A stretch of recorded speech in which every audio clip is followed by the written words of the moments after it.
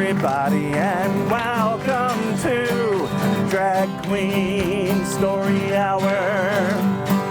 I'm not like the other boys at my school. I like pink and nail polish and dresses, and then people would tease me, and I came back sad every day. It was very rigid rules of behavior for what boys are supposed to do and what girls are supposed to do. Kids that are being raised today, they have more opportunities to discover who they really are. Queen Story Hour.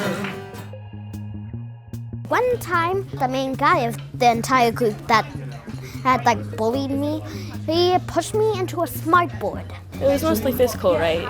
Yeah. Them saying stuff didn't really bother you. Yeah, them trying to hurt me was the biggest thing. So there was a while that it was kind of hard. You were getting teased a lot, and you didn't feel like you were accepted. Yeah, tiny bit.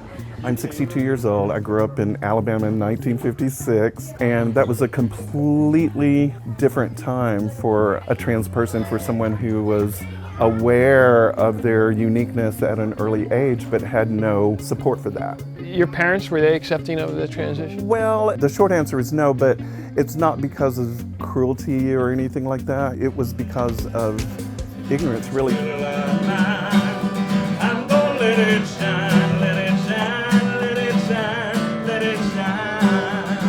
want to read today I Am Jazz, which talks about a young transgender girl's experience of coming into her own understanding of being transgender and how her family supported her in that journey. I actually have heard I Am Jazz before. My mom read it at our library. Parents who are afraid of this maybe don't understand how non-normative gender and sexuality work.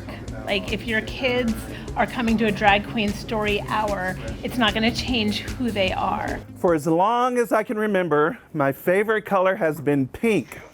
Anybody like pink? Purple, blue, pink. Really likes purple a lot. Purple. I love to like put on makeup and jewelry. I used to dress up in my mom's clothes and stuff like that, and wigs. So it's fun. I've been doing it for a long time too. But you don't yet feel comfortable dressing up outside of home, huh? I don't really feel good dressing like in the outdoors, but like in places like this, I would feel right at home. Kids really don't have any sort of, until you teach them, prejudices built in or anything like that. They're just experiencing the day. Love, love, love, love, love, love, love, love, love, love, love, love, love, love, love, love. And you come to something like this and you see Yolanda, and it's kind of this message of, hey, it's really cool. It's what makes us, our differences. What is it like to come and see all these kids and see Yolanda? I felt like really happy, like I just felt happy. Although I speak with tongues of men and angels, and though I prophesy. Why did you come today? Why was it so much fun? So she taught us how it's okay to be different. It's okay to be different. It doesn't really matter. People will still care for you the same way, even if they're like rude to you, or like you're still happy. And though I feed the poor and give of my life, if love has no place in me, then love divine.